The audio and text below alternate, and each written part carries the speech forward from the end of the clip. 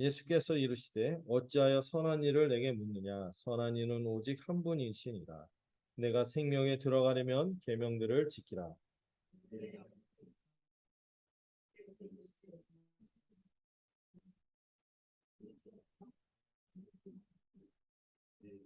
내 부모를 공경하라. 내 이웃을 내 자신과 같이 사랑하라 하신 것이니라.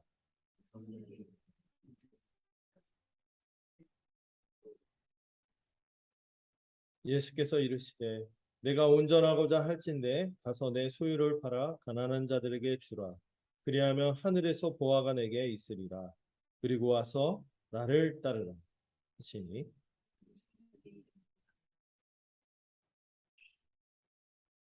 예수께서 제자들에게 이르시되 내가 진실로 너에게 이르노니 부자는 천국에 들어가기가 어려우니라.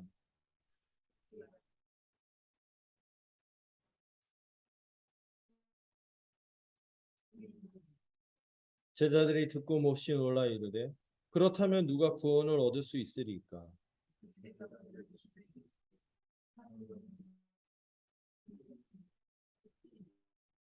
이에 베드로가 대답하여 이르되 보소서 우리가 모든 것을 버리고 주를 따랐사온데 그런즉 우리가 무엇을 얻으리까?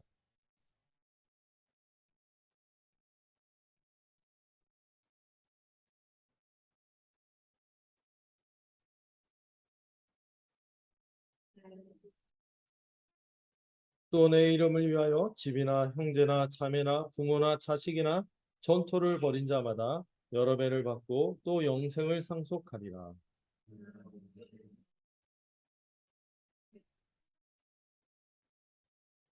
아멘.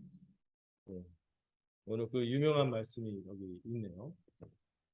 네, 오늘 같이 이제 말씀을 좀 살펴보는데 마태복음의 말씀을 계속해서 보고 있습니다.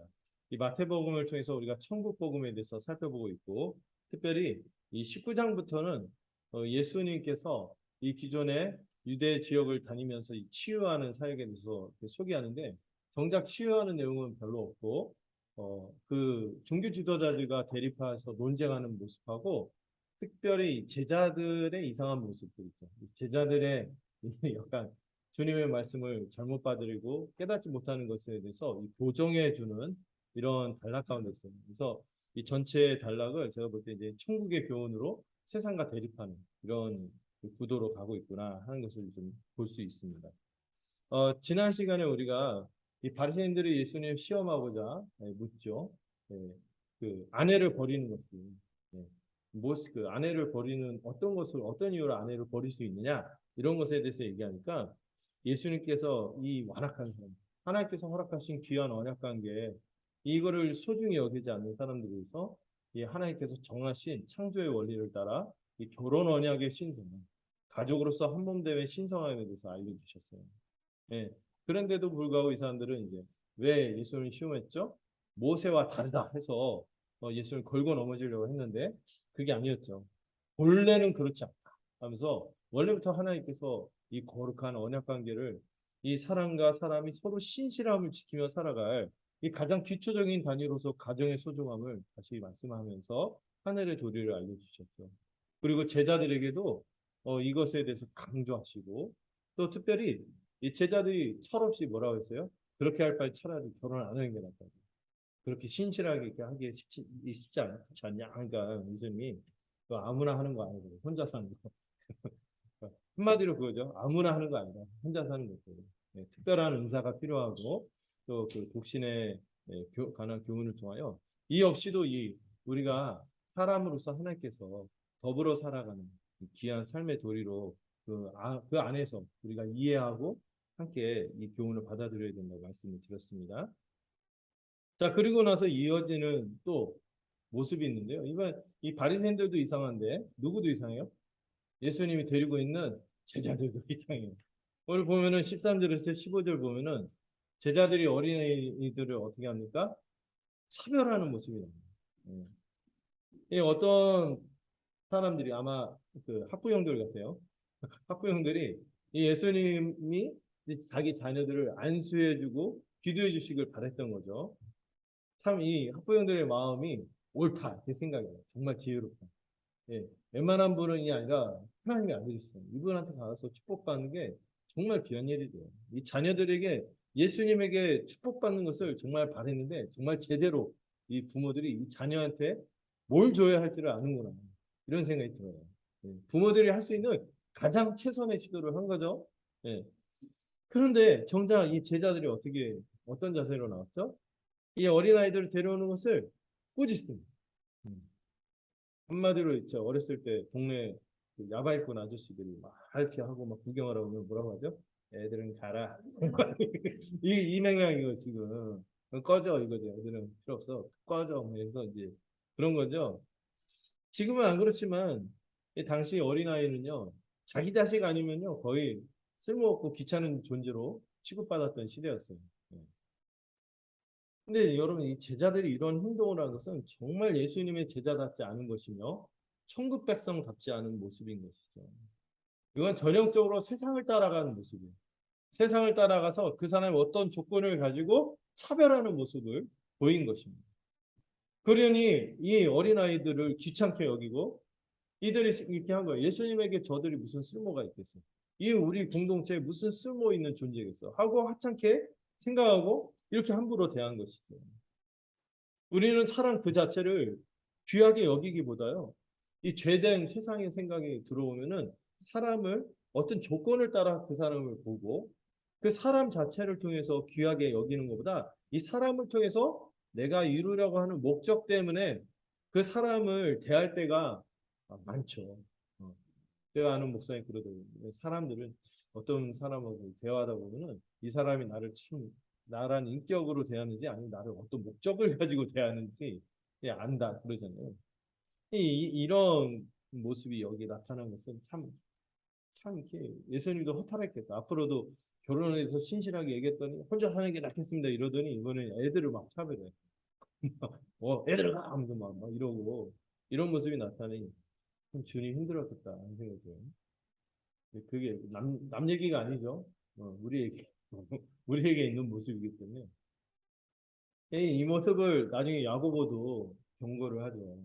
교회 안에 있는데 딱 금가락지를 띠고 귀한 옷차림을 딱 하고 오면은 여기 앉으시죠 하고 이제 상석에 이렇게 하는데 남루한 옷을 입고 막 이렇게 좀 사람이 좀 비천해 보이고 그러면은 여기 있든지 저기 있든지 해라. 이렇게 하면은 이게 무슨 불신자보다 악한 거다. 막 얘기를 했는데 제자들이 용납없이 이런 모습이 나타난 거예요. 그러다 저는 정말 이해가 안 되는 거는 바로 앞장 아십니까? 18장? 마태복음 18장에서 주님이 뭐라 했어요? 5절에서 어린아이 하나 데려갖고 이 어린아이 하나를 영접하는 것이 누구를 영접하는 거하고 같다고? 바로 자신을 영접하는 것 같다고 바로 앞에서 말씀했어요. 응. 제자는 그 말씀을 들었단 말이에요. 그리고 10절에서 뭐라고 했습니까? 18장 10절에서 자kim자종 이 공동체 중에서 어떤 사람 이 좀 부족해 보이고 좀 그래도 한심해 보이더라도 이 작은 자 중 하나도 신이 여기서는 안 된다. 이렇게 말씀하셨어요. 그럼에도 불구하고요 제자들이요 이 세상에 젖어 있는 사고방식이 너무나 깊이 뿌리 박혀 있어서 천국의 원리가 얼른 이 제자들의 마음속에 안 들어온 거예요. 이 자리 잡기가 어려운 거예요. 음. 여러분 이게 제자들 얘기가 아니라요. 가끔 보면은요 우리가 복음을 알고 이렇게 교회로 살면서도 가끔 삐끗삐끗할 때가 있어요. 어. 이 세상 풍조라고 하죠. 여전히 이 세상에 어떤 사고방식, 이 죄된 본성 이게 여전히 남아 있어서 이 하늘의 진리가 있어도 그거는 원리적인 얘기고 이상적인 얘기고 현실은 그렇지 않아. 그래서 은근 자신의 일천한 경험이라는 자신의 어떤 이 습관에 젖은 이런 사고로 하늘의 진리를 거부할 때가 많다는 거죠. 그래서 이 진리가 내면화되기가 어려운 면이 있다 이런 얘기를 하죠. 사실 제가 좋아하는 말은 아닌데 머리에서 가슴까지 오는데 30년 걸렸다 이런 얘기를 막 하잖아요. 근데 뭐 하늘의 진리는 그렇지 않죠. 그런데 이 여전히 사람들에게 있는 이런 연약함이 있는 거죠. 제자들에게. 음. 우리도 이런 세상적인 사고방식과 제도인 본성이 아마도 조금 있을 거다라는 것을 인정하고 해야지 많이 돌이킬 수 있을 것 같아요. 점검하고 하늘의 진리를 들어야겠죠. 여러분 이 제자들이요. 참 기억력이 부족하구나 하는 생각이 들어요. 그래서 우리 그 찬송가에도 있잖아요. 아침 이슬같이 쉬 사라진다. 그러니까 또 들려주시오. 또 들어야 돼요. 또 들어. 예수님이 또 들려주시는 끊임없이 이 하늘의 도리를 듣고 들어서 성령의 역사로 말미암아 우리의 내면이 깊이 바뀌는 거예요. 내면화돼서 완전히 우리의 마음이 새로워져요. 그래서 여러분 우리 교회는 특별히 뭐 하는 교회죠? 매일 새로워지기 위해서 DBS를 데일리 바이블 스터디. 그래서 매일 성경을 보면서 하늘의 진리를 공급을 받아야 돼요. 먹어야지 좀 활동을 하죠. 먹어야지 조금 우리가 변화의 어떤 시도이 보이죠. 이 제자들이 그새 잊어버린 걸 통해서 또 이런 생각을 해볼 수 있어요. 근데 중요한 건 이순이 지금 이들의 사고방식을 교정해준 그 내용이죠. 뭐죠? 이 하늘의 교훈으로 이 사람들의 이 세상적인 사고방식을 교정하셨는데 예수님이 뭐라고 했어요? 어린아이들을 용납하라. 그리고 금하지 말라. 이거 굉장한 강조예요. 같은 표현을 달리 표현을 써서 강조한 거죠. 주님에게 오는 것을 용납하고 금하지 말라는 거예요. 아주 강하게 말씀하신 거죠. 당시 어린아이에 대한 태도는 굉장히 형편없었다고 말씀드렸습니다. 예. 예, 그래서 이 본문을 보면서 야, 소파 방정환 선생님 이전에 예수님이 되셨구나. 소파 방정환 선생님 때문에 우리가 막 구함 그 뭐죠 일제 시대 때 애들 막 형편이 이만저만 아니었는데 어린이날도 만들고 지금 뭐 어저께 유경희 부모님 경남까지 갔다 왔대요. 공룡 박물관 4시간 코스를 막 돌고 지금 뭐 자녀들에게 애지중지하고 하는데 옛날엔 자녀들을 대할 때도 쓸모 있냐 쓸모 없냐 이걸 가지고 판단하는 이런 악한 흐름이 좀 있었죠. 어. 그래서 어린이를 우리 어린아이를 잘 대해야 된다. 이거뿐만이 아니에요. 그래서 어떤 원리가 있는데 예수님이 지금 제자들에게 고면하고 싶은 게 뭐죠? 이 어린아이들처럼 아무것도 할 수 없고 쓸모없고 성가셔 보이는 이런 사람들이 어쩌면 하나님 나라를 차지할 수 있는 자들, 천국을 차지할 수 있는 자들, 자격 없어 보이는 이들이 이 천국을 차지할 수 있는 자들. 바로 여러분 이게 남 생각할 게 아니에요. 누구예요? 우리예요. 우리 같이 어린아이 같은 자들, 자격 없는 자들을 주님이 받으셨어요. 성가시고 쓸모없고 이런 사람들인데 자격 없는 자들인데 우리를 받으셨어요. 그러니 그렇게 받아들임 받은 우리는 교회는 어떻게 합니까? 예수님에게 오고자 믿고자 하고 교회에 속하고자 하는 사람들을 결코 뭐 해서는 안 된다? 누구라도 차별해서는 안 된다는 거예요. 이 세상의 원리와 교회의 원리는 전혀 이러면서 거룩하게 달라요. 제가 가끔 소그룹에서 말씀드리는데 옛날에 그 어떤 충 무슨 교회에서 그 대통령 후보인분하고 사진관 아저씨하고 장로 후보 투표 붙었는데 누가 됐다고요? 선의관 아저씨가 됐어요. 이 교회가 뭔가 다른 거야. 교회가 그러면서 뭔가 달라야 되는 거예요, 진짜. 음. 가장 작은 자도 존귀하게 여겨지고 받아들여지는 세상. 이게 천국인 거죠. 18장 3절에서 3절에서 뭐라고 했습니까? 바로 앞장에서 주님이 우리 모두가 다 돌이켜 누구처럼 되어야 어린아이처럼 되어야 천국 백성이 된다고 했어요. 우리가 어린아이가 되자 이게 노력하자는 얘기가 아니라고 했어요. 이거는 이 어린아이처럼 된다는 것은 돌이켜서 믿고 거듭난 자의 성품을 설명하는 것이죠. 이미 예수님에게 돌이켰고 새로운 생명을 부여받은 사람의 특징이 어린아이 같은으로 나타나기도 합니다. 그래서 제가 팔복으로 연결을 시켰잖아요. 마음이 가난한, 마음이 가난한. 이런 사람의 특징이 뭐예요? 자기 스스로 살 수 없게 뭐 할 수밖에 없어요? 의존하는 거죠. 의지하는. 천국은 이와 같이 자기의 것을 가지고 난 충분해. 이런 사람들은 천국에 들어오기 힘들어요. 뭔가 자기가 가난하고 어린아이 같고 자격 없음을 아는. 그래서 은혜를 구하는 자가 이 천국을 차지하게 되는 것입니다. 그래서 누구에게 나아가야 돼요? 우리에게 생명, 뭐 생명의 양식을 생명의 생각 양식을 공급하는 그분에게 나아가야 돼요. 예수님에게 나아가는 자가 어린아이 같은 자들이며 천국을 차지하는 자들이죠. 자, 그런데 먼저 이런 혜택을 받았던 제자들이 이 하늘의 교훈을 듣고도 왜 또 이 어린아이들을 차별했는가? 이걸 생각해야 돼요. 자기들도 자격 없이 믿음으로만 천국 백성이 되었음을 잊어버린 거죠. 은혜의 복음을 믿고 그 은혜에 깊이 머무는 사람의 특징이 뭐예요? 어린아이처럼 또 마음이 가난한 처럼 겸손할 수밖에 없어요. 네. 내가 다른 사람보다 어떤 기준을 가지고 인위적 세상적인 기준을 가지고 높다 낮다 이거 생각할 겨를이 어디 있어요? 나 같은 사람을 받아주죠. 만달란트 탕감 만달란트 빚을 지고 이게 막 그냥 그 심판 받아서 그럴 사람은 그냥 받아주셔요. 어떻게 다른 사람은 그런 이상한 기준으로 함부로 판단할 수 있겠습니까? 네. 그래서 이 복음의 은혜를 아는 사람은요 절대 교만할 수 없어요. 겸손할 수밖에 없어요. 어린아이처럼 겸손하죠. 또 어린아이 특징이 뭡니까? 이 천국을 차지하는 어린아이가 천국을 차지한다. 자신이 주도하려고 하지 않죠. 아이들의 특징이 뭐예요? 의지하잖아요. 예수님을 의지할 수가 없어요. 주도하려고 하죠. 그래서 여러분 이 주도적인 것들은 괜찮아요. 리더십 있고 막 이런 건 괜찮은데 어떤 면에서 막 주장하려고 하고 이런 거 있잖아요. 막 주인공 되려고 하고 이런 것보다 약간 이 주님에게 자리를 맡기고 다른 지체들을 더 높이고 섬기는 방향으로 이 가야 하는 것이죠.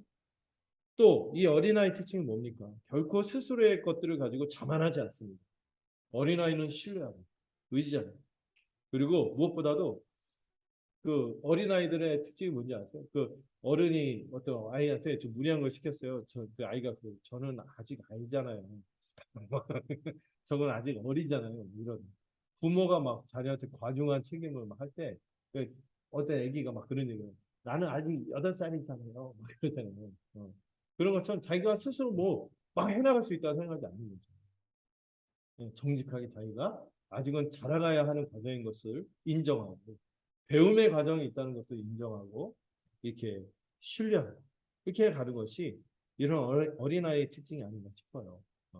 그리고 그런 마음으로 또 다른 지체들도 넉넉하게 받아들여야 하는 것이 교회라는 것을 오늘 본문이 보여주고 있습니다.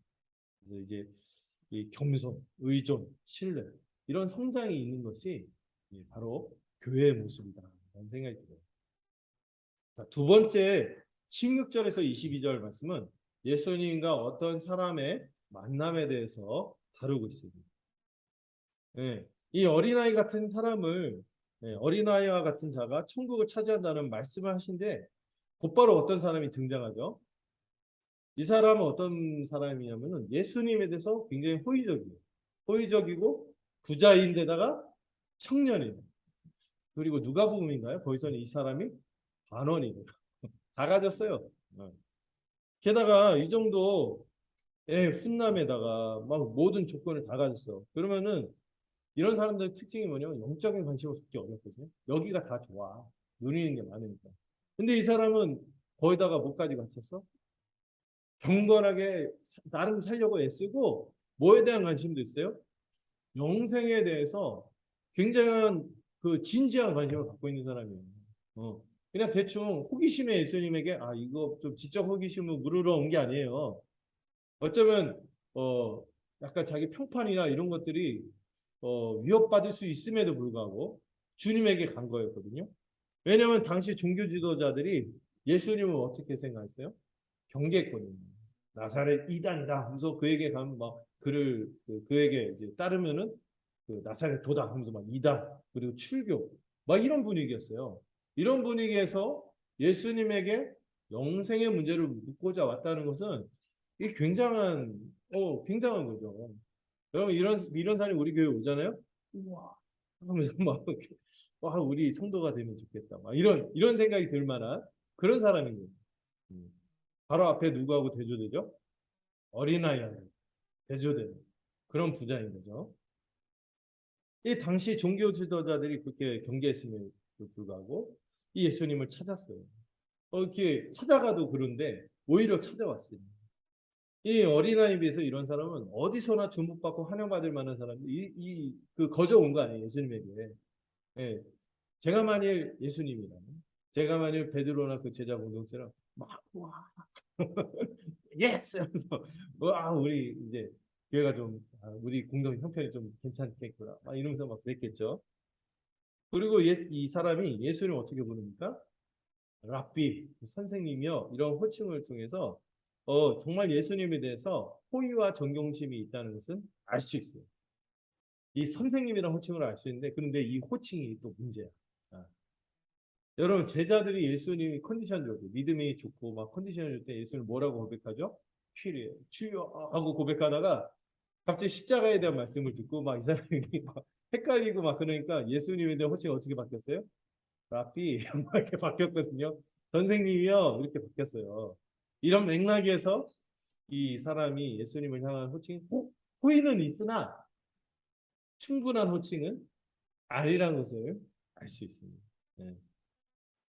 이 사람은 예수님이 아주 고귀한 가르침을 줄 수 있는 영적 가르침을 줄 수 있는 사람으로만 생각했지 자기 인생을 맡길 메시아 주님으로 생각하는 것 같지는 않은 거예요. 그냥 자기에게 필요한 어떤 지식을 제공해 줄 수 있는 분으로 여긴 것 같아요. 뒤에 보면 예수님이 나를 따르라 할 때 이상의 보바다. 이걸 통해서도 알 수 있죠. 그냥 자신에게 뭔가 좀 더 하나 더 이 사람 다 가졌잖아요. 근데 뭐가 아직 없어? 영생이 없으니까 이걸 좀 얹어줄 이런 분으로만 생각하는 것 같아요. 그러다 이 사람의 질문도 문제가 있는데요. 뭐라고 하죠? 내가 무슨 선한 일을 해야 영생을 얻겠습니까? 여러분 좀 복음을 배운 분들은 이 질문 자체가 잘못됐다는 거 아시죠? 내가 무슨 선한 일을 해서 영생을 얻을 수 있습니까? 없어요. 마가복음에서는 조금 달리 표현되어 있어요. 선한 선생님이요 하면서 이렇게 하는데 그 말은 그 예수님이 그냥 단지 선생님이라고 생각하는 거예요. 그리고 이 선한 내가 어떤 일을 해야지 내가 구원을 받을 수 있지 않을까 하는 이런 이상한 출발점을 갖고 예수님에게 온 것이죠. 그런 생각이 없어요. 죄인이 사람이 아무리 기를 쓰고 용을 써봐야 어떤 선한 일을 해봐야 영생을 얻을 수 있겠습니까? 누구예요? 우리가 기본적으로 다? 싹 다? 죄인이죠. 영생은 어떻게 해야만 얻을 수 있어요? 오직 하나님의 은혜로만 얻을 수 있는 것입니다. 이 사람은 자신이 무슨 행위를 해서 영생을 얻는 것처럼 여겼어요. 그만큼 이 사람이 또 자기에 대해서 자기 자의식에 대해서 표현하는 말이 뒤에 나오죠. 네, 뒤에서 보면은 자신이 아주 잘 살아왔다고 자신감 있게 말하잖아요. 자기가 잘 살았다. 이 부족한 것이 내가 잘 살았는데 그래도 좀 뭔가 찜찜해 부족한 게 있는 것 같으니까 그거 좀 말해달라고 이런 상황에서 예수님과 대화를 나누는 거예요. 이 사람이 이 대화하는 걸 보면은 자신이 살아온 삶에 대해서 아주 자부심이 있다는 것도 비춰주고 있어요. 그래서 이제 주님이 바로 이 점을 지적하면서 그에게 되묻습니다. 어찌하여 선한 일을 내게 묻는가? 이게 뭐죠?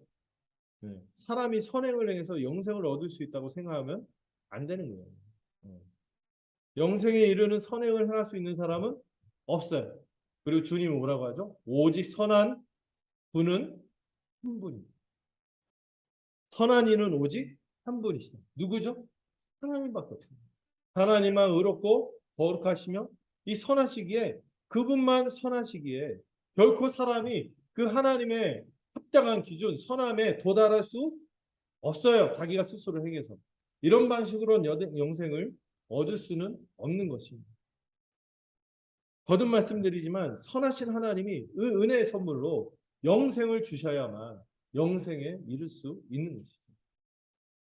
그래서 예수님이 곧이어 이런 표현도 쓰죠. 네가 그렇게 생명에 들어가고자 한다면 생명에 들어가려면 계명을 지켜라 이렇게 말씀하세요. 여기서 중요한 것은요. 이 사람이 이 부자 청년이 예수님에게 물을 때는 어떻게 했어요? 영생을 얻으려면 이렇게 말했죠. 근데 주님은 어떻게 말해요? 생명에 들어가는. 이 뉘앙스 차이가 좀 있어요. 얻는다는 거하고 들어간다고 하고 차이가 있죠. 얻는 건 내가 뭔가 해서 획득하는 거예요. 획득하는 거죠. 쟁취하는 거죠. 들어가는 건 뭐예요? 무엇인가 내가 잘해서 얻어내는 게 아니에요. 내 기준이 아니라 하나님이 정한 어떤 기준에 합당해야지 그 안에 들어갈 수 있는 거죠. 하나님이 정한 기준이 있단 말이에요. 그 기준에 합당해서 들어가야지 되는 것이죠. 그 기준이 바로 뭐예요? 계명을 지켜라. 하나님의 거룩한 율법이요 계명인 것입니다. 자, 이 정도 하면은 내가 잘못 질문했구나 이랬어야 되는데 이 사람이 여전히 그 자부심 있잖아요. 그 다음에 이어지는 말이 이 사람이 영적 상태를 좀 알 수 있는데 어떤 계명을 지켜야 됩니까? 이렇게 얘기를 하고 있어요. 이 말 자체가 뭐가 깔려 있어요. 내가 지킬 만큼 지켰는데 또 어떤 계명을 지키면 되겠냐 하고 묻는 거죠. 특별히 어떤 계명을 더 잘 지키는 것이 영생을 얻는데 유리한지 묻는 거예요. 나중에 뒤에 보면 어떤 바리새인 율법사가 주님에게 질문할 때 내가 어떤 계명을 지켜야지 영생을 얻겠습니까? 가장 큰 계명이 뭡니까? 막 이런 거 묻거든요. 뭐죠? 내가 어떤 계명을 더 많이 지키면은 더 도달할 수 있겠다는 이 자신의 행위, 자신의 공로로 이렇게 갈 수 있다는 생각이 여전히 있는 것이죠. 자기가 무엇을 해야 영생을 얻는다고 여전히 생각하는 거예요. 그래서 예수님이 이 부자 청년도 잘 알고 있을 계명들을 쭉 열거해서 설명합니다. 이 처음 말씀하신 계명, 이 계명의 순서가 좀 독특하거든요. 순서대로 얘기하지 않으세요. 먼저 6계명에서 9계명까지 얘기합니다. 살인하지 말라부터 어디까지? 거짓 증거하지 말라까지. 이것들은 다 특징이 뭐냐면은 겉으로 딱 드러나는 행위들이에요. 그렇죠? 살인 드러나잖아요. 여러분 살인하지 마세요. 물론 예수님이 이게 미워하지 말라는 것까지는 강조하지만 이따 겉으로 드러나는 계명들 살인하지 말라부터 이 뭐죠? 거짓 증거하지 말라까지 쫙 얘기해요. 그리고 나서 19절에서 원래 처음에 얘기했던 계명에 대해서 얘기합니다. 뭘 얘기하죠? 부모를 공경하라는 계명을 순서를 바꿔서 말씀하세요. 여러분 이 모계명이 그래서 굉장히 중요해요. 이게 정말 이웃사랑의 계명 중에서도 특별히 모계명이 중요하다 하는 것을 알 수 있어요. 뭐죠? 부모를 공경하라. 여러분 천국 백성으로서 기본적인 도리는요. 마땅히 사랑하고 섬기고 순종해야 할 부모에게 신실하게 대하는 것이죠. 언약관계 출발이 여기서 출발하기 때문에 그렇기 때문입니다. 그래서 우리가 마땅히 한 몸으로 남자와 여자도 한 몸이지만 부모에게서 그 몸을 받아서 하나님의 대리자인 부모님에게 그 몸을 받아서 우리가 나온 자들 아닙니까? 그래서 이 몸을 지니고 사는 우리로서는 이웃을 자신의 몸처럼 이웃을 자신처럼 사랑하는 자로서 이웃사랑의 계명에서 가장 근원이 되는 계명이 뭐예요? 부모를 공경해야 하는 것이 바른 출발점이기 때문에 이거를 더 강조해서 주님이 뒤로 배치해서 말씀해 주십니다. 예, 모든 기본적인 사람과의 관계가 여기서부터 출발해요. 가정에서부터 출발하는 거예요. 그래서 얘기하는 거죠. 그 다음에 이 모든 것을 망라한 총요약한 가장 중요한 원리를 다시 한번 선언하시는데 뭐죠? 이웃을 내 자신과 같이 사랑하라는 것입니다. 이것이야말로 하나님의 선하심, 거룩하심, 그 의로우신 이 율법의 핵심이죠. 참된 인생의 도리이며 천국 백성의 도리가 바로 이웃을 누구처럼? 자기 자신처럼 사랑하라는 것입니다. 이 이웃을 사랑할 때 우리가 온전히 하나님께 순종하는 것이며 하나님께 예배하는 게 되는 거예요. 여러분 종교적인 행위 나와서 기도하고 예배 시간 이렇게 하는 것 정말 중요하지만 그것만큼 중요한 게 뭐예요? 우리의 삶에서 하나님께서 허락하신 이 언약 관계에 있는 사람들이 있습니다. 이 우리와 관계를 맺고 있는 사람들에게 신실하게 살아가는 것이 굉장히 중요한 거예요. 이게 하나님을 예배하는 방식이요. 하나님을 사랑하는 방식이요. 하나님께 순종하는 방식이에요. 여러분 하나님 사랑과 이웃 사랑은 별개가 아니에요. 같이 가는 거죠. 함께 가는 거죠. 자, 그런데 여러분 이 예수님 계명 얘기하신 걸 좀 깊이 들여다보면요. 눈치채신 분도 있을 텐데 빠진 게 있습니다. 빠진 게 있죠. 뭐가 빠졌어요? 10계명 중에서 이웃사랑의 계명을 의도적으로 그것만 뽑으셨고 6계명에서 10계명까지 해서 뭐 어디까지만 얘기했어요? 9계명까지만 얘기했어요. 5계명에서 10계명까지 얘기했는데 뭘 얘기 안 했어요? 10번째 계명을 얘기하지 않으셨습니다. 네. 10번째 계명이 뭔지 아시죠? 탐심에 대한 교훈이에요. 탐심. 네. 이 탐심에 대한 것이 생략되어 있고 왜 그런지 뒤에서 더 밝혀집니다. 네. 자, 예수님의 말씀을 듣더니 이 청년이 말합니다. 이렇게 말하기 쉽지 않은데 이 모든 것을 내가 다 지켰습니다. 마가복음에서는 이렇게 얘기해요. 내가 어려서부터 지켰습니다. 네. 어려서부터 지켰습니다. 네. 이렇게 말하기 쉽지 않죠. 그리고 나서 이 덧붙이는 말도 이 사람이 좀 굉장히 좀 선 넘는다 이런 생각이 드는데 무엇이 부족합니까? 막 이런 얘기를 해요. 아직도 무엇이 부족합니까? 뭐죠? 자기가 살아온 삶에 대해서 그만큼 자신감으로 가득 차 있는 사람이죠. 어떻게 보면은 자기 의로 가득 차 있는 사람임을 알 수 있습니다. 은근히 자기 의를 과시하는 거죠. 나 이렇게 살아올 만큼 살아봤어요. 열심히 해왔어요. 근데 아직도 영성 어디 뭐 부족한 게 있다고요? 그거 알려주세요. 제가 그거 할 수 있어요. 막 이런 자신감 있는 거죠. 근데 여기다 대고 예수님이 이제 폭탄 같은 말씀을 하십니다. 내가 영생을 얻기 위해서 온전하고자 한다면 어떻게 하라고? 소유를 팔고 다른 사람들에게 나눠주고 그러면은 하늘의 보화가 너한테 있을 거야. 이 약속도 같이 해주셨어요. 그리고 나서 나를 따르라. Follow me. 이 나를 따르라. 이 제목의 책이 있는데 굉장히 여러분이 나중에 기회 있으면 볼 수 있으면 좋겠네요. 보네포 목사님의 나를 따르라. Follow me. 나를 따르라. 이렇게 명령하시죠. 여러분, 주님이 지금 하신 말씀은요. 이 청년이 갖고 있던 뭐를 무너뜨리는 거예요? 자기의를 무너뜨리는 말씀이에요. 그가 자신만만해 왔던 그것도 자기의 기준이죠. 자기 기준에서 이웃사랑 계명 준수에 있어서 나름 지켜왔다고 하지만 결정적이자 노골적인 그 불순종이 있었죠. 뭐죠? 부와 재물에 대한 탐심. 이 계명을 지키고 거룩하게 살아가기 위해서 장애물인 이 부와 재물에 대한 탐심. 이 사람이 이 치부 이거를 주님이 딱 찌른 거예요. 이 사람이 하나님의 은혜를 얻는 데 있어서 장애물은 부와 재물의 우상이었던 것이죠.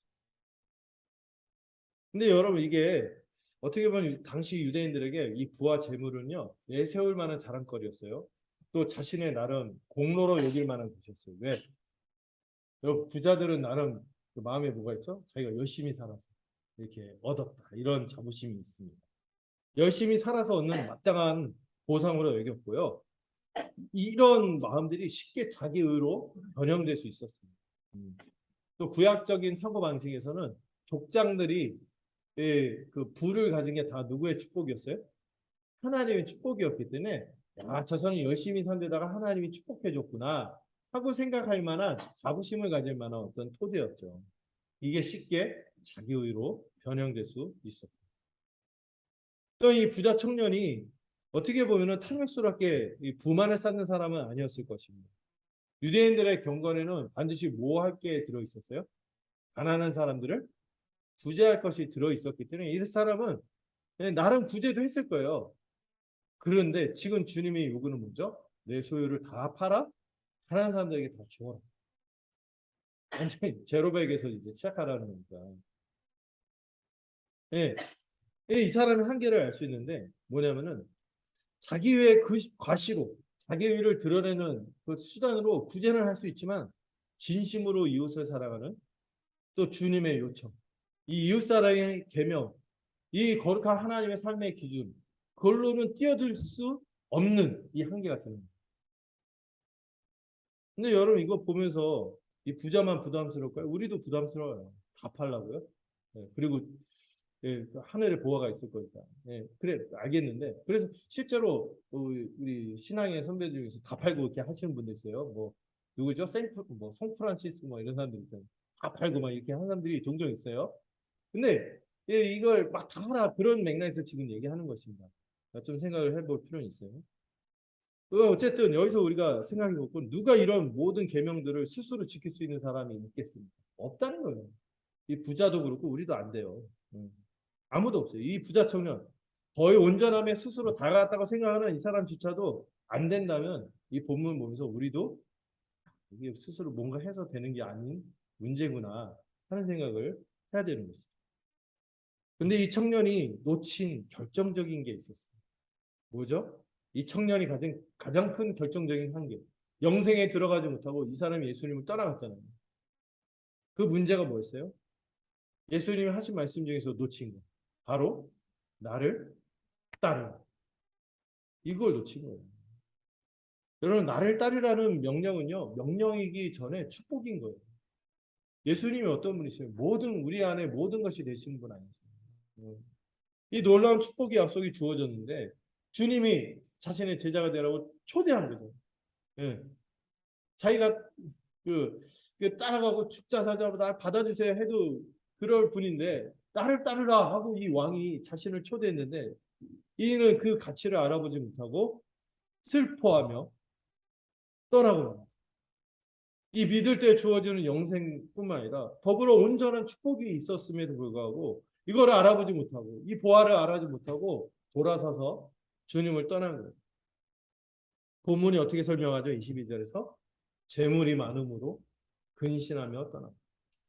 결정적인 데서 주님을 알아보지 못하고 뭘 하지 못한 거예요? 비용 계산을 하지 못한 거예요. 주님을 믿고 따르면 주어질 것보다 자신이 그동안 움켜져 왔던 이 재물에 대한 탐심, 이거를 놓기가 쉽지 않았다고, 벗어나기가 쉽지 않았다고. 결정적인 건 뭐예요? 예수님과 재물 사이에서 잘못된 선택을 하고 만 것이죠. 이 이야기를 쓰고 있는 사람이 누구죠? 지금 이 부자 청년의 이야기를 기록하고 설명하고 있는 사람이 누구죠? 마태죠. 마태가 어떤 사람이었어요? 부자였어요. 세리였고. 그 자신이요. 부와 재물을 추구하던 삶에서 예수라는 보화를 알아보고 돌이켰던 사람이에요. 어쩌면 이 마태는 반면교사로서 우리 교회, 우리에게 이 사람을 보여주는 거죠. 이 청년의 이야기를 통해서 우리가 우리 스스로 자기 의로도 하나님 나라에 들어갈 수 없어요. 그런데 또 뭐예요? 이 세상에 대한 미련 있잖아요. 이 탐욕, 탐심을 유지하고서는 하나님 나라에 들어갈 수 없다는 사실도 같이 얘기하고 있는 거예요. 이 재물의 우상 숭배에서 돌이킬 것을 권면하는 것이죠. 바울은요, 디모데후서에서 우리에게 권면합니다. 가짜 신자의 특징이 뭐라고 했어요? 하나님보다 누구를 더 사랑하는 거? 자기를 사랑하고 돈을 사랑하는 거. 여기서 돌이켜야 한다고 그랬어요. 그러면 아까 말씀드렸죠. 하나님을 사랑하는 거하고 뭐하고 같이 세트라고요? 이웃을 사랑하는 게 세트죠. 근데 또 하나 세트인 게 있어요. 자기를 사랑하는 거하고 뭐하고 세트예요? 돈을 사랑하는 게 또 세트예요. 지금 이 천국에 들어가는 결정적인 장애물이 뭐였어요? 이 부자 청년에게 두 가지. 자기 의와 탐심입니다. 탐심. 여기에 빠져 있으면요. 하나님을 사랑할 수 없어요. 자기에 빠진 자가 어떻게 하나님을 사랑합니까? 하나님으로부터 오는 은혜로 어떻게 사모합니까? 없어요. 탐심에 빠져 있으면 어떻습니까? 이웃을 사랑하기 힘들걸요. 자기 거 다 누리기도 바쁘고. 이웃을 사랑할 수도 없고 하나님을 사랑할 수도 없는 거죠. 이 딜레마를 이 사람이 갖고 있었던 거죠. 그리고 이 사람은 떠나고 말았어요. 그리고 이 사람 얘기가 안 나와요, 이제. 끝난 거죠. 이제. 자, 세 번째 단락. 자, 23절에서 30절을 한번 볼까요? 이 예수님이 이 새로운 세상의 출현을 예고했다. 이런 제목을 딱 달았을 때 여러분 잘 따라오시면 좋겠다는 생각이 드는데 일단 예수님이 곧바로 이 사람이 떠나고 나서 곧바로 제자들에게 말씀하십니다. 뭐라고 했어요? 진실로 이 표현을 쓸 때는 뭐예요? 주목 이 표현하고 똑같은 거예요. 참으로 하면서 굉장히 강조, 권위를 두고 말씀하시는 거죠. 어떤 걸 선언하십니까? 부자는 천국에 들어가기 어렵다. 그리고 비유를 드세요. 어떤 비유를 드셨죠? 부자가 천국에 들어가는 게 뭐보다 어렵다고? 낙타가 바늘기에 들어가는 것보다 어렵다. 이런 얘기하니까 이 교회 역사 속에서 어떤 웃기는 일이 있었냐면은 이 비유를 좀 쉽게 바꿔보려고, 쉽게 바꿔보려는 게 아니라 부담스럽지 않게 막 이렇게 희석하려고 하는 시도가 많았어요. 왜냐하면 다들 여러분 저도 솔직히 부자이고 싶죠. 막 가난하고 막 힘들고 막 찌들고 이런 거 원하는 사람이 있어요? 없죠. 그렇기 때문에 이 말씀을 어떻게든 막 약화시키려고 막 해석을 했는데 예를 들어서 이 바늘기가 이 바늘기가 사실 바늘기가 아니라 뭐다 하면은 이 성에 보면은 이 조그만 쪽문이 있었어요. 이 쪽문을 바늘기로 불렀다는 거예요. 그래서 이 낙타가 들어가는 어느 정도 좀 이렇게 걸어내야지 좀 지나갈 수 있는 그런 문이다. 이렇게 해석했는데, 근데 이 바늘기라는 이름을 가진 성문이 등장한 거는 중세시대예요. 그러니까 주님 바늘기예요, 성문이 바늘기예요. 그러니까 또 뭘 낙타시키려면 낙타. 낙타가 아니라 이게 이 낙타가 영어로 카멜이죠. 카멜인데 이게 이 원어도 비슷해요. 카멜인데 원어로 비슷한 단어가 카밀이라는 단어로 밧줄이 있어. 밧줄. 그러니까 어떻게 바늘기에 밧줄을 끼는 것보다 어렵다. 그래도 여러분 밧줄이 들어가요? 안 들어가요. 이게 저 보면서 막 웃음이 나왔어요. 예. 저는 지금 예수 이 말 그대로 받아들여요. 바늘기 낙타 그대로. 바늘기는 뭐예요? 가장 작은 구멍이에요. 낙타는 뭐예요? 그 당시 팔레스타인에서 가장 큰 동물이 뭐였어요? 낙타였거든요. 예. 여기에 뭐예요? 부자는 천국에 들어가는 게 불가능하고 못 들어간다. 이게 말씀이에요. 부정할 수 없어요. 이게 분명히 말한 거예요. 어떻게 해석하려고 해도 안 돼. 이거 해석하려고 하시는 분들이 이 말씀을 더 붙잡아야 돼. 고민을 해야 돼. 야, 그러면은 이상하다 이런 생각이 들어야 돼. 예수님의 제자 공동체에 부자가 있었나요? 없었나요? 부자들이 있었어요. 대표적으로 누구? 삭개오. 삭개오가 회개하고 나서 뭐라죠? 자기 재산 절반을 팔아서 가난한테 다 반액 대매출 다 나눠주고 그리고 누구 거를 이렇게 막고 착복하거나 이렇게 뺏은거나 이렇게 해서 4배로 갚겠습니다. 이렇게 말해요. 그 말은 뭐예요? 그렇게 한 것도 남는 부자. 부자예요. 마태도 부자였어요. 세리였으면 보통 다 부자였죠. 그리고 나중에 예수님에게 무덤을 빌려주는 아리마데 사람 이 요셉도 부자였죠. 이 초대교회 보면은요, 또 사도행전 이렇게 보면은요, 왕족도 있었어요. 이 부자들이 있었어요. 근데 여러분 부자면서 동시에 신자일 수 있어요. 그럼 예수님이 말씀하신 부자가 뭐냐? 이거를 잘 생각해보죠. 뭐죠? 이 부자 청년의 경우 자기를 사랑하고 자기에 빠져있고 자기의 것으로 자부심을 갖고 돈을 사랑하고 탐심에 젖어서 살아가는 사람들이 부자인 거죠. 여기서 벗어나지 못하면 절대로 천국 백성이 아니라는 것입니다. 여러 다양한 삶의 처지와 문화들이 있어요. 그것을 가지고 함부로 상대를 잣대를 가지고 판단할 수는 없습니다. 그러나 내가 뭐가 내 안에 중심인지 생각해. 내 여전히 자기를 사랑하고 내 삶의 원천과 내가 그 바탕으로 삼는 게 하나님의 은혜인지 안에 자기가 열심히 살아온 어떤 자부심을 가지고 이걸 가지고 내가 이 영생을 얻을 수 있다고 생각하는 것입니다. 아니면 헛된 이 세상이 지나가는 이 세상의 탐심에 젖어갖고 더 영원한 것이 있는데 이 영원한 것을 위해서 이 같이 함께하는 사람들에게 나누는 삶이 복된 삶인데 이런 삶을 살지 않고 인색하게 자기 것을 붙들고 살아가는 거예요. 이것이 자기의 삶을 지탱한다고 생각하는 자들이 바로 여기서 말하는 천국에 들어가지 못합니다. 낙타에 해당되는 부자인 것입니다. 이웃을 자신처럼 사랑해야 하는데 자신만 사랑하는 자. 하나님을 사랑하는 것보다 돈을 더 사랑하는 자. 이런 사람들이 못 들어가는 거죠. 그런데 정직하게 또 묵상을 해봤어요. 근데 자기와 돈을 사랑하지 않는 사람이 있을까요? 아, 그러죠. 그래서 제자들이 듣고 놀라는 거예요. 듣고 몹시 놀랐다고 얘기하죠. 이 말씀을 듣고. 몹시 놀라요. 그건 뭐예요? 그리고 뭐라고 하죠? 누가 구원을 얻을 수 있습니까? 누가 구원을 얻겠습니까? 이렇게 얘기를 해요. 우리도 역시 놀라야 돼요. 지금 여러분 이 부자 청년이 지금 우리가 막 분석해갖고 이 사람이 이런 문제가 있구나 했지만 딱 봤을 때 이 사람은 천국 백성이 될 만한 사람 안 될 만한 사람. 될 만한 사람이에요. 열심히 살고 얼마나 그 젠틀하고 막 그러겠어요. 이렇게 괜찮아 보이고 신실한 사람도 안 되면은 우리 같은 사람들이 어떻게 천국에 가냐 이 말이죠. 이 당시에 부자에 대한 인식이 우리하고 좀 달라요. 지금 막 어떤 시대의 사상이나 이런 것들에서 이 부자에 대해서 막 나쁘게 생각하고 그래서 그렇지. 원래 옛날에는 부자에 대해서 정말 괜찮은 사람들로 인식했거든요. 성실하게 살고 하나님께 축복받은 것. 그런 사람이 천국에 못 간다고? 그럼 누가 가? 이런 얘기가 나올 수밖에 없는 거죠. 근데 이 본문의 표현이 저한테 참 위로가 됐는데, 자, 26절 보시겠어요? 이게 그 한 표현인데 참 마음에 와닿더라고요. 예수님께서 그들을 보시며 누구를 봤어요? 이 제자들, 이 부자보다도 못하고 어린아이 같은 이 제자들 그들을 보시면서 뭐라고 해요? 사람으로는 할 수 없지만 누구로는 된다? 하나님으로서는 다 할 수 있다. 이 사람들 보면은 돼요, 안 돼요? 안 되는 사람들이에요. 우리도 마찬가지죠. 그럼 우리들을 보시면서 주님이 사람으로 우리가 할 수 없는 것인데 누가 할 수 있다고? 하나님이 하신다고 얘기하는 거예요. 하나님. 예. 우리는 할 수 없어요. 맞아요. 그러나 하나님이 하십니다. 우리는 스스로 어떤 자격도 없고 공로도 없어요. 가난하고 부족한 자들이죠.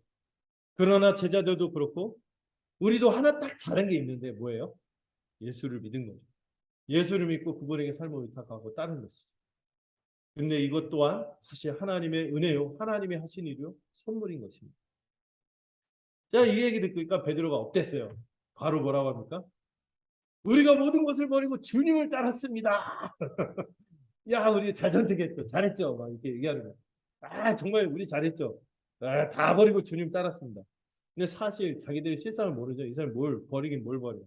예, 돈의 우상을 피했으나 뭐 버리고 떠나기는 했지만 예수님에게 뭘 곧바로 요구하죠? 우리는 뭘 얻겠습니까? 이러잖아요. 이 보상 심리가 가득해 있다는 걸 알 수 있습니다. 이 사람들은 돈의 우상을 피했을지 몰라도 또 다른 야심으로 가득해 있어요. 누가 크냐 이런 얘기하고 있잖아요. 어. 무엇을 얻겠습니까? 이러고 있어요. 굴절된 보상 심리가 있죠. 그리고 이런 이 보상 심리, 잘못된 은혜에서 떨어질 수 있는 생각을 교정하기 위해서 우리가 다음 주에 20장을 살펴볼 겁니다. 그 유명한 포도원 품꾼 비유가 나오는 거죠. 일찍부터 나온 사람, 늦게부터 나온 사람. 이걸 교정하기 위해서 예수님이 말씀하시고, 근데 지금 굉장히 중요한 말씀 지금 딱 던지세요. 뭐죠? 진실로 세상이 새롭게 되어서 인자가 영광의 보좌에 앉을 때가 된다면은 너희가 나를 따르는 너희가 어떻게 된다? 12보좌에 앉아서 12지파를 심판한다. 아주 의미심장한 얘기를 하세요. 일단 세상이 새롭게 된다는 거. 이거 여러분 이거 재림 때를 생각하면 안 돼요. 언제 세상이 새롭게 됐어요? 주님이 오심으로. 천국의 왕으로 주님이 오심으로 이미 세상이 새롭게 되었어요. 그리고 예수님이 뭐 하심으로? 영광의 보좌에 앉았어요. 부활하시고 승천하심으로 이미 하늘 보좌에 앉았고 온 세상의 주가 되셨습니다. 그때는 먼 훗날이 아니라 바로 지금. 지금을 얘기해요. 지금.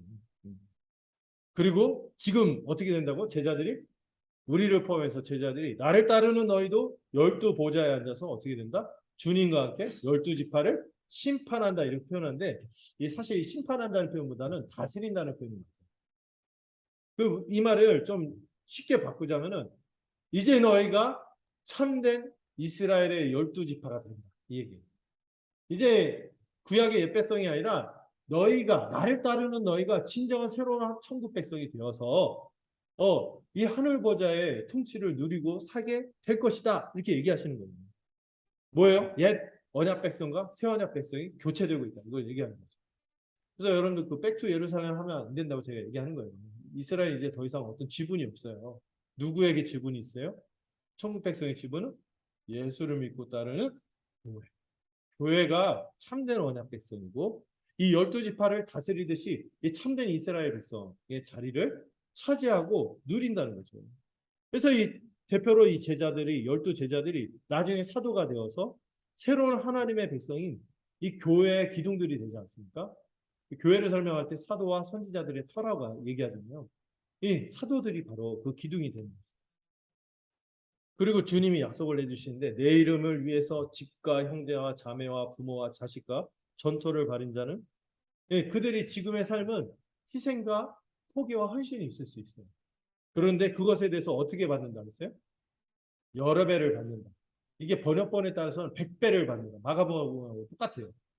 여러분 우리가 이 세상에서 예수를 믿고 따르다 보면 다른 세상에 속하는 삶이다 보니까 약간 치러야 되는 비용들이 있죠. 희생해야 되는 것들. 가족, 내가 사랑해왔던 가족하고 믿는 가치관이 달라져서 좀 감수해야 될 것들이 있어요. 얘가 누리던 것들을 조금 포기해야 될 것들이 있어요. 이런 새로운 세상을 살고자 합니다. 이런 것에 대해서 나중이 아니라 지금 여러 배를 받는다는 거예요. 이게 뭐라고 했어요? 우리가 교회로 한 몸으로 서로 살뜰하게 사랑하면서 은사를 가지고 풍성히 섬기고 살면은 이 충만으로 우리가 100배의 축복을 누리고 산다는 것이죠. 교회로 여러분, 어디서 아버지 어머니가 여러 배가 되나요? 이 교회에서 더 확장된 그 복된 언약 관계를 하나된 한 몸 된 관계를 누리게 되는 것을 주님이 지금 말씀하십니다. 그리고 빼놓지 않고 다 뭐를 누릴 것이라고? 영생을 상속할 것이라고 말씀하셨어요. 여러분, 영생을 얻는 게 아니라 여기서도 영생을 상속한다고 얘기하고 있죠. 행위에 의해서 획득하는 게 아니라 이것도 믿음에 따라서 우리가 상속받는 거죠. 자, 그리고 나서 그 마지막 말씀. 그러나 어떻게 된다고요? 먼저 된 자가 나중되고 나중된 자가 먼저 될 거다. 이 얘기를 지금 하시고 그리고 다음 장 20장 16절에서 또 이 말씀을 또 반복해서 하세요. 이 말씀의 의미는 좀 더 깊이 다음 주에 좀 살펴볼 텐데 간단하게 좀 생각해 보자면은 이 먼저 된 자가 나중되고 나중된 자가 먼저 된 게 1차적으로 누구냐면은 이스라엘 백성과 교회가 위치가 바뀐다는 거예요. 이제 이방인들 이제 하나님의 은혜에서 멀어지고 구원받지 못할 거라 생각했던 사람들이 구원받는 자리에 들어오는 거예요. 그리고 먼저 이스라엘 백성 구원받았다고 여기고 자기로 살았던 자들이 오히려 밀려나는 이런 일이 벌어지고요. 이것만 얘기하는 것이 아니라 이 20장하고 연결해서 얘기하고자 하는 건 누구도 자신의 공로와 지위로 천국 백성의 자리를 차지하는 것이 아니라 뭐로 차지한다? 은혜로 받게 되는 것이다. 그래서 여러분 내가 뭐 열심히 하겠다고 내가 이걸로 내가 마땅히 자격이 있지 이렇게 생각할 수 없어요. 먼저 된 자가 나중 될 수도 있고 나중 된 자가 먼저 될 수도 있기 때문이죠. 오늘 본문과 연결해서 생각하면요. 이 새로운 세상은 어떤 세상이에요? 부자는 거절되고요. 어린아이가 용납될 수 있는 새로운 세상이 열린 것이기 때문에 그렇습니다. 누구나 자신의 공로와 자격으로는 이 새로운 세상에 들어갈 수 없어요. 천국 백성의 자격을 취할 수가 없는 것이죠. 그저 어린아이처럼 예수를 의존하고 신뢰하는 자, 자신이 나중된 자임을 아는 자들이 먼저 될 수 있는 것이 천국인 것이죠. 말씀을 맺겠습니다. 예. 이 첫 번째 이 어린아이에 대한 교훈을 통해서 우리가 생각할 수 있는 것은 주님이 먼저 우리를 받으셨다는 것을 기억하시기를 바랍니다. 자격 없고 성가시고 부족한 우리들을 받으셨어요. 거기에 대한 간격이 우리에게 있기를 바랍니다.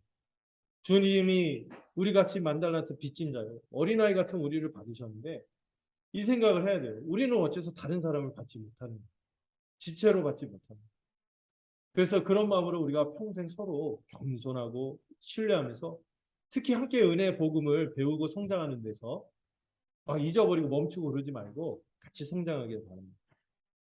두 번째로 이 예수님이 부자 청년에게 했던 도전은 결국 두 가지로 요약이 되죠. 자기의와 탐심을 버리고 자기의와 탐심을 버리고 나를 믿고 교회에 속하라는 거예요. 누구도 자기 스스로 구원을 얻을 수 없습니다. 영생에 도달할 수 없습니다. 자신의 성실한 삶도 안 돼요. 도덕적으로 바르게 살아도 안 돼요. 나름 종교적인 노력을 해도 소용없습니다. 누구도 그 이 거룩하신 하나님이 주실 이 영생을 스스로 능력으로 얻을 수 있는 사람은 없어요.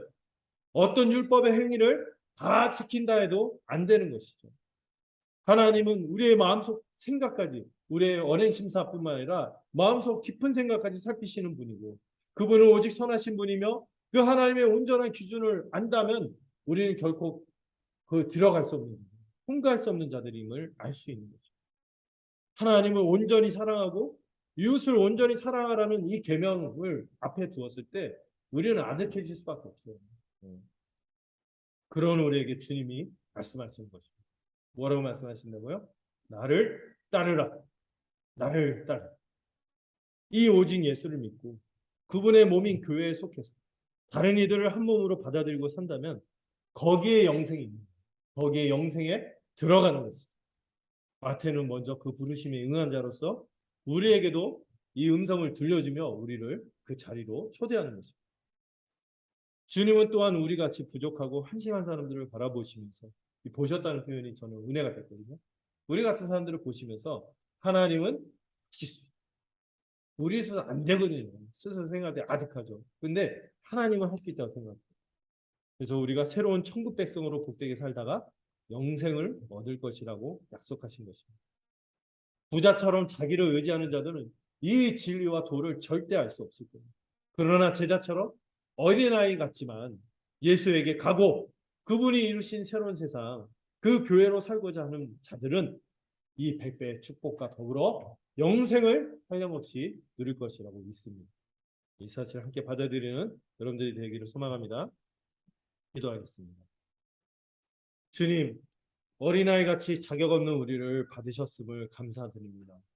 우리가 이렇게 함께 교회로 살아가면서 다른 지체들을 주님처럼 받는 자들이기를 소망합니다. 늘 은혜의 복음에 머물고 서로 겸손하고 의존하고 신뢰하면서 자라가는 우리가 되도록 붙들어 주시옵소서. 주님 또한 부자 청년처럼 우리 안에 어떤 헛된 자기의가 있다면 내려놓게 하시옵소서. 또 여전히 주님이 주실 복된 세상보다 이 세상에 보이는 재물과 탐심에 머물고 있다면 거기서 돌이키도록 붙들어 주시옵소서. 오직 주님만 바라보고 주님을 따르고 교회로 살아가는 우리가 되도록 붙들어 주시옵소서. 이를 통해 영생에 들어가서 하나님을 사랑함으로 또 이웃을 전심으로 사랑하는 우리의 지체들을 섬기고 사랑하는 우리가 되도록 성령으로 함께하여 주시옵소서. 주님, 우리는 불가능하지만 하나님은 하실 수 있다고 말씀하셨습니다. 우리가 천국 백성으로 누리는 이 백배의 축복과 영생을 날마다 믿음으로 누리게 하시고 장차 온전하게 누릴 것을 열렬하게 소망하는 우리가 되도록 붙들어 주시옵소서. 이 믿음 안에 복되게 거하다가 살아갈 또 주님을 만날 수 있는 우리가 되도록 우리를 끝까지 붙들어 주시옵소서. 예수님의 이름으로 기도드렸습니다. 함께 찬송가 521장 부르도록 하겠습니다.